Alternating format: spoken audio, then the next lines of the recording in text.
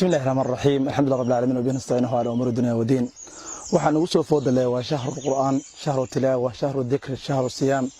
shahru qushu shahru itq min an-nar bil barakaysan bil naarta iska xoreynayo bil ilaahay subhanahu wa ta'ala doominkiisa u naxariisanayo bil qiimo iyo qaaya fara badan leh bisha noocaas oo kale maanta waxay mudan tahay in badan oo naga mid ah inaan u diyaar garowno aan u subsano jadwal maalinla ah si ilaahay subhanahu wa ta'ala nooga dhigo kuwa laga xoreey doon naarta insha Allah ta'ala بسبب لون حريص دونا لود مدافع دونا لذلك الله سبحانه وتعالى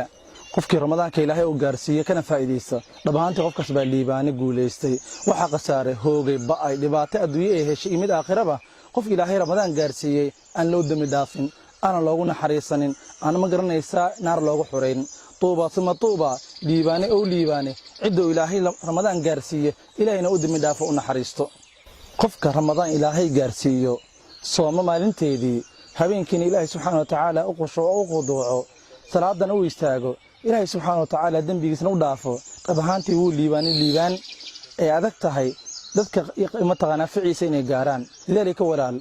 isdiyaari u diyaar garow soonkuna ma aha in qofka cabitaanka iyo cuntadii kaliya uu ka tago nabigu sallallahu alayhi wasallam wuxuu yiri man lam yadac qawla az-zur qofka ana ka tagin weedha xun iyo hadalka xun ilaahay danka ma laha inuu ka taga raashin iyo cabitaankiisa lidalika walaalkayga muslimka mise walaashayda muslimadahay waxa kugu soo foodalay waa bil qiimo iyo qaaya fara badan leh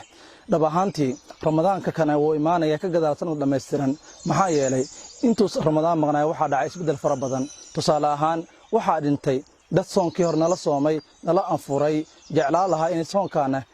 nala soomay nala afuraan walaalkayga muslimka u diyaar garow fursad qaali ah ay adag tahay in noloshaada markale ay soo laabato dhab ahaantii ma ogid mana fahmi kartid mana dhigi kartid waan suubi karaa in sanad dambe aad soonto leeyaano dad badan baa jiro soonkii hor nala soomay soonkaana dhulka hoostiisa mataqaana ku jiro ilaahay oofsaday lidalika walaal fursadu ilaahay ku siiyay oo ramadaan ilaahay adoona gaarsiiyay aan fursada aan u helno dhab ahaantii waxay moonta inaan ka faa'iideysano si saxan aan ugu faa'iideysano sodanka biriyo nagu soo fooda leh oo maanta ay ka dhiman tahay maalmo un kaliya dhab ahaantii dad baa naar laga xoreynaya كون إلهي با ونحريصنا أنيقا يا أديقا يا والدين تندمانتين با إلهي سبحانه وتعالى كل ودم دافو ونحريصه نار لغا حرية إيبانا جل جلاله